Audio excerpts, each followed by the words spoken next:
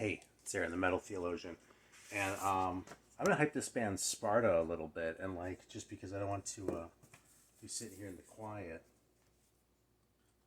starting this record, which is a compilation.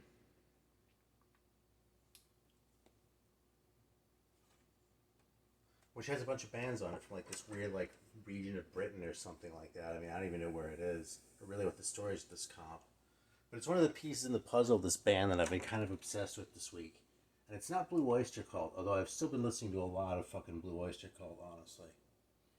But what's always been interesting to me about this fucking record, hang on. What's always been interesting to me about this record is that it kind of seems like they have Sparta hyped as like the main draw of the record, right? Like they're sort of like the principal band out of the ones on this comp here, which is really kind of crap cover art there, isn't it? This is a new wave British heavy metal comp, and it's one of the kind of few actually that are really all metal, even though some are heavier than others. And it also has a couple of early tracks by Savage on it, which is great. Apparently Metallica listened to one of these because they covered Let It Loose somewhere along the way or something. And then Manitou was kind of nobody, and Tyrant was kind of nobody else. But Panzer Division had a 45, and they were a good like rockin' band. I mean, I actually like this whole record. I'm not trying to shit on any of these bands. It's just there's not a whole lot on here. Savage is probably the most known one. So one thing about this riff is it's always reminded me of Revelations by Iron Maiden, which is actually a couple years later. But there's another song of theirs that's like a rip-off that I'll talk about in a couple minutes. Anyway, this band Sparta, they're really kind of run-of-the-mill in all sorts of ways. But they're just kind of really special for some reason, too. I mean, this shit might all be documented. Like, everything I speculate about here might well, like, questions have been answered in a Malcolm McMillan's book or something like that. But the point here is sort of, like, give a little bit of the impression of, I can see what record collecting was like back in the old days because I feel like such a boomer thing to say. But like the way a band would sort of reveal itself to us like back before we had like the internet to just go look shit up, you know what I mean? So like, if you want to go check out the band Sparta and you've never heard of them before, what I would advise you to do is go and get one of those high roller comps. They've done like 2 different versions. Actually, there was one when they were still like working together with Hades Paradise and that sort of fiasco. I actually think I have a copy of that one. And they've done a couple like much better ones since, so that's where to go check them out. But like before we had this stuff available to us, we would sort of just like find something on a comp like this and go, oh, what else, you know? And then like maybe find these other 45s they did that are on the same label, Suspect Records. Which is another reason why it kind of seems like Sparta was the center of this record, because this was a Suspect thing, you know? So it's like the pieces of the puzzle coming together, right? So anyway, yeah, that was the only vinyl they ever did, was that one and then this one. And then kind of celebrating a little because I just tracked this one down. It's kind of a new arrival. And it's a pretty nice copy of the sleeve. It's better than what the guy advertised it as, so I'm really stoked. But yeah, this is Suspect. This is Sus 1. My kid thinks that's funny because of like Among Us memes, like the whole sus thing. Except he's actually too old for that, so it's sort of a meta joke in the household now. This is the second one. This one actually has this weird sort of fold out.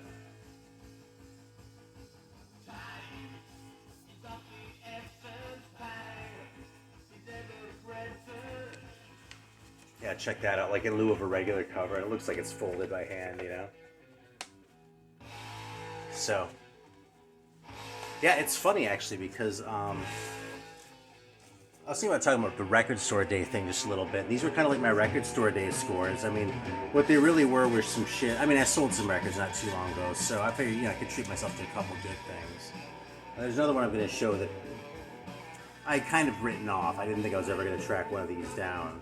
I kind of given up on it. A copy came up, and actually, I'll show that one next too. What the hell?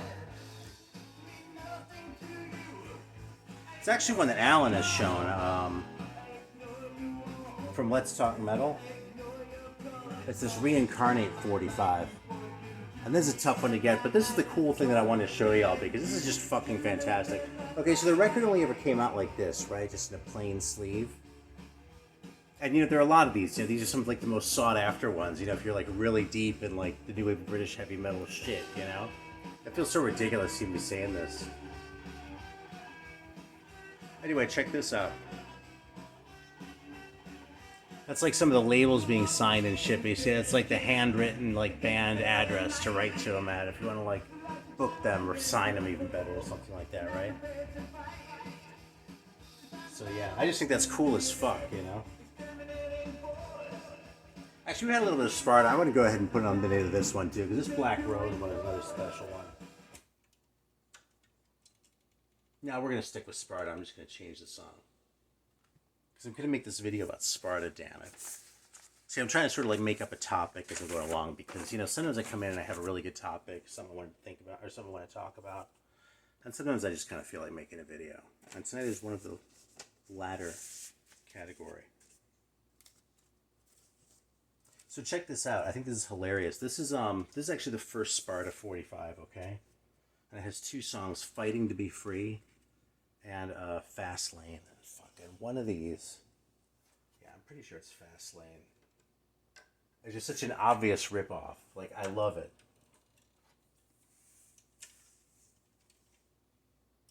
I've been playing this like every day, but I still can't remember like which song is which half the time.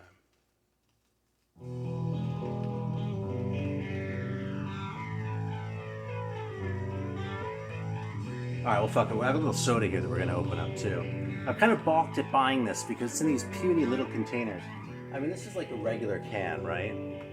This is just some bullshit, you know? If I'm gonna drink a soda at all, I want to have like a full portion, not some fucking teacup, you know? But it is Starlight, and it's limited edition, and even fucking Review Bra talked about it. So I just kind of have to do it. It's the other song with the riff, by the way, so I'll just bump it ahead in a minute. So I wonder what Starlight tastes like.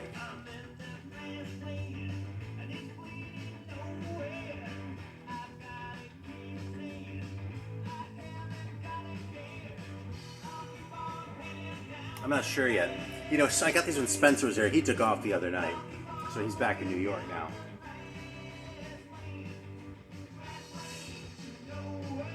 But he actually wanted to try these things. And he drank like 3 of them, but he said he couldn't decide if he liked them or not. It kind of feels kind of flavorless in a weird way.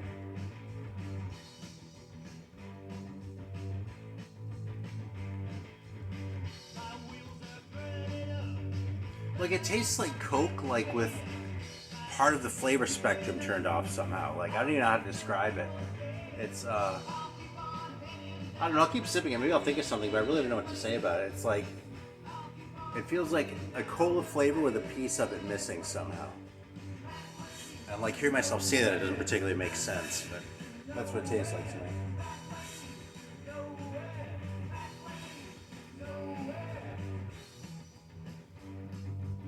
Yeah, so I already showed that one. Alright, let's show the Black Rose right here too. Yeah, this is 2 songs. These guys made a couple, like, I think they made a couple LPs later on. They definitely made a couple 12 inches. It was just like a piece of paper, like stuck to the 45 cover. You see that? It's like a plain white cover. But it's only still stuck in the one corner, so like I'm trying to leave the original glue intact. But yeah, it's pretty cheap production there, but effective, you know, it looks great. Gotta make someone like me geek out, right?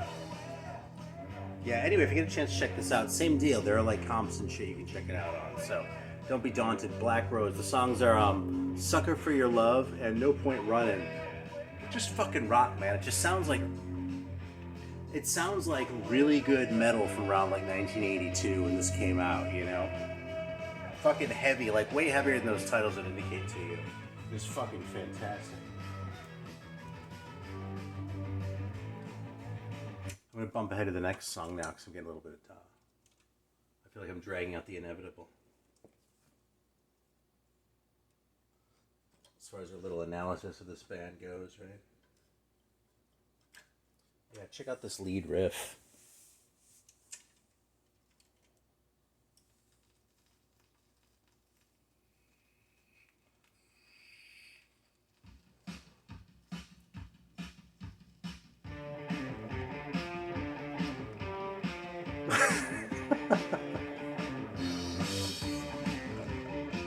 Like, you gotta love how they just take that Sabbath riff and just play it back, and there we go, you know?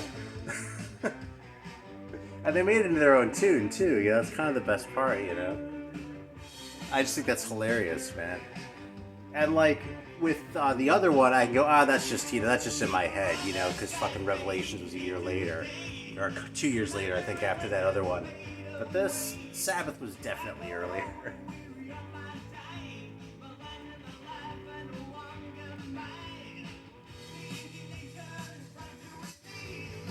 I love how they sound like a really ambitious bar band. You know, they really have that bar band quality.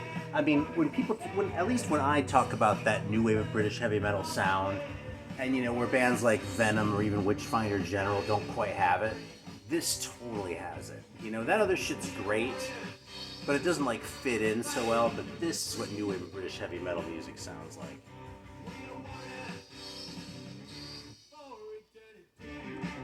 Like, it really sounds like they're kind of going as epic as they can, sort of within this framework of like rocking in kind of a simple way, you know?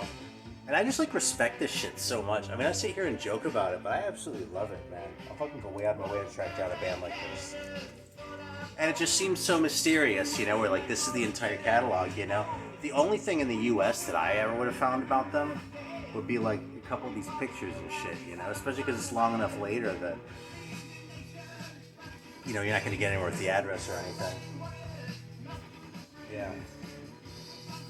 So anyway, I don't really have a point here. It's just sort of fun to look at a band from that perspective, I think, you know. So that's it for Hype and Sparta a little bit. I was kind of thinking about Record Store Day, too, because, I mean, this is like my Record Store Day haul, right? All the shit that just, like, happened to arrive in the mail, like, within a couple days of Record Store Day. Although I went out for Record Store Day, and it was fun. I got the, I suppose I should have like pulled this shit out, but I got the Delvon Lamar record, which is the one that I was really hot for. And then there's the Max Roach record right there too, and I was like, well, what the hell, you know? That We Insist one, I think it might have too much singing for my taste, but it's highly regarded, and I've kind of wanted to hear it for a long time. So I was like, fuck it, I'll grab a copy. I can figure out what to do with it later. If I said I want to sell it later, it's gonna hold its value. So fuck it, you know, no loss.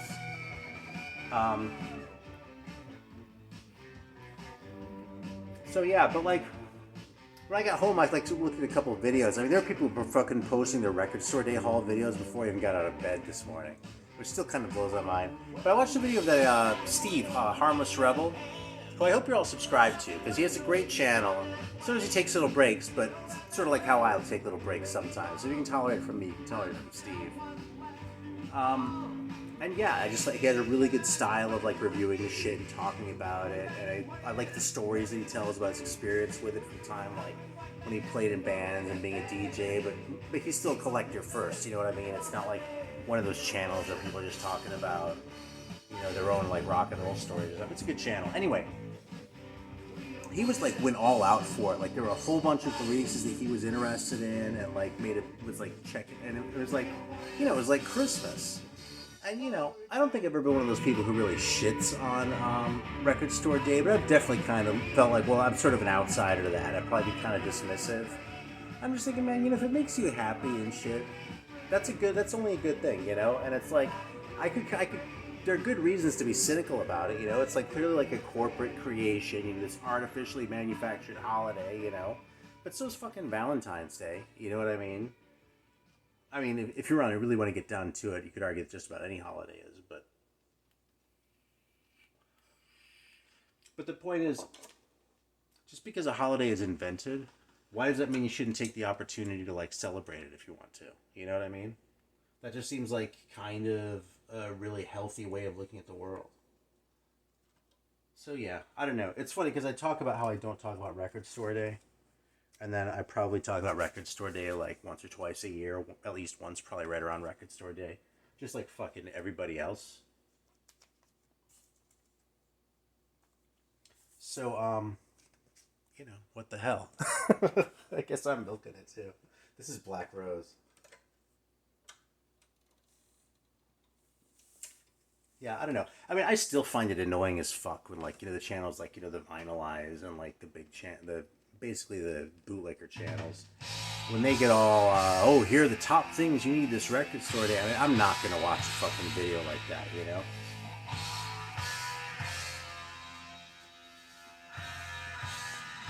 But you know, people do that with any other holiday too. You know, the analogy still kind of holds. Is this fucking smoking, man? Black Rose wasn't too bad anyway. Like, I had a couple of their other records too, but this first 45 was just a fucking banger, man. I couldn't believe it when I first heard it, and I heard it on one of those Japanese CDs, the ostensibly Japanese CDs that actually also Alan's shown recently because he still has some of them. I heard the other side of the Sucker for Your Love on that, and I couldn't believe it was the same band.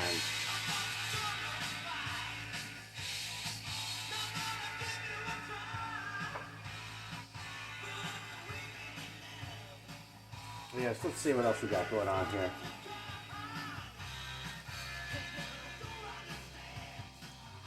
Yeah, I thought I had like one more topic, you know, but kind of felt like making a video here.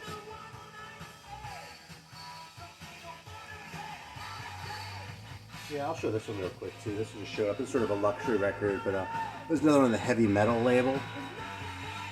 And I don't have a whole lot of these with the sleeves. I have like several of the records, but most of them don't have sleeves because they're a lot cheaper without sleeves. But like this whole like the Japanese thing was kind of a thing they did on some of their records. It's kind of weird, really. I mean, what the fuck, you know? But I mean, there's the heavy metal label, obviously. And there's that. So let's see. Yeah. You know what's funny is it's backwards. Because, no, wait a minute. I'm just looking it upside down. Yeah. Heavy metal record. So yeah, and it's Dance to the Music, which isn't a very heavy sounding song, and I'm Ready, which also isn't that heavy sounding, but it's a really good 45, and you know, it's about a $10, $15 45, and it's probably about what it's worth, you know. Very cool piece, pretty cool couple songs, you know.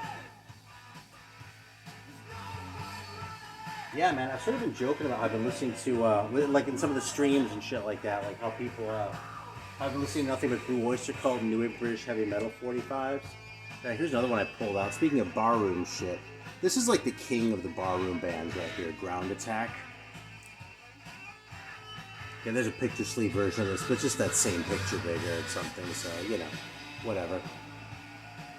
Anyway, yeah, Ground Attack, Red Lion. I mean, I don't know what it's about, but it sounds like a Red Lion's like their bar, the way they sing about it in the song. I mean, every mother's son, you know. Great shit. Yeah, I pulled this one out too. There's one that doesn't get talked about very much, but Satanic Rights. There's another one on heavy metal. I know the one that had one of these kind of cheapo, just like plain piece of paper sleeves. So yeah, there were a couple of these on heavy metal actually. Yeah, Live to Ride and Hit and Run by Satanic Rights.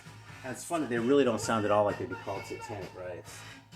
They almost sound a little bit prog. And like later on in the 80s, like they went through some big lineup changes, but I'm pretty sure they actually made, I am sure that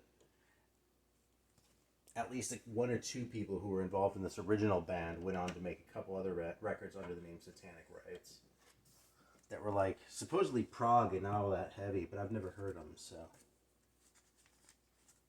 can't really speak to it. Let's put it on.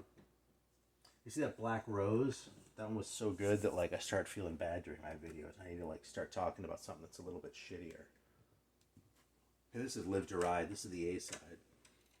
I think this is probably the better track too. It's a little noisy, this record, but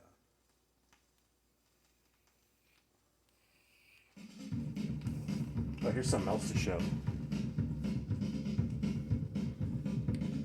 I saw Renee show this recently, his video. Again, another channel you should be subscribed to is Holspa Metal. Renee from Spain. Yeah, he showed this.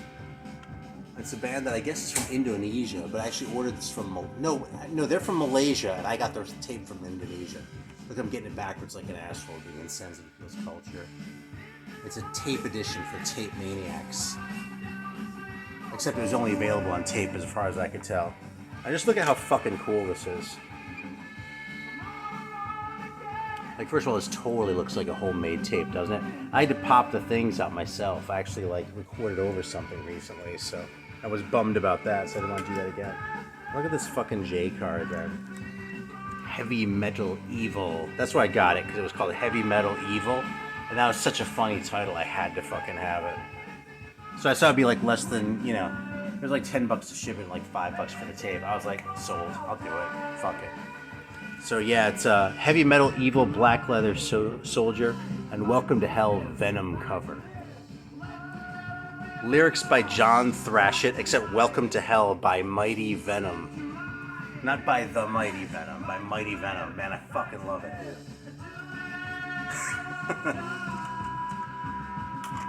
Of course it's great too. It's kind of like Venom level, like noisy metal shit. Except the singer's really weird. You know something? I'm just gonna fucking fire it up. So we're listening to Satanic Rights, right? Kind of happy for a band called Satanic Rights, right?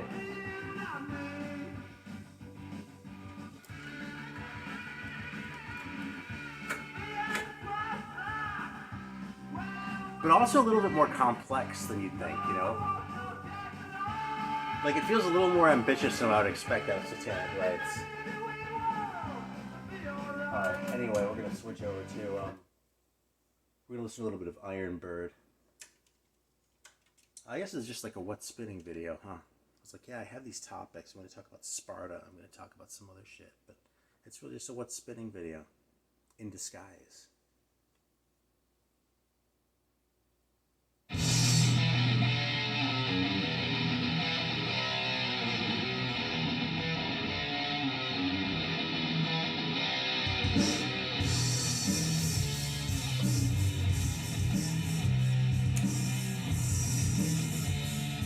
Iron Bird, Heavy Metal Evil.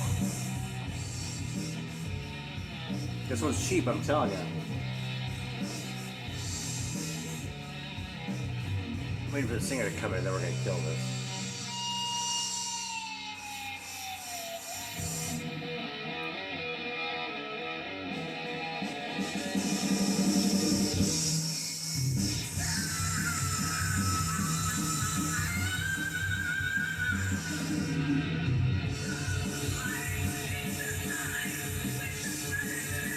Fuck yeah! God damn, that's fucking great, isn't it? There you go. Thank you, Renee, for the tip on this shit. And thanks to everyone else for watching. I'm gonna kill it.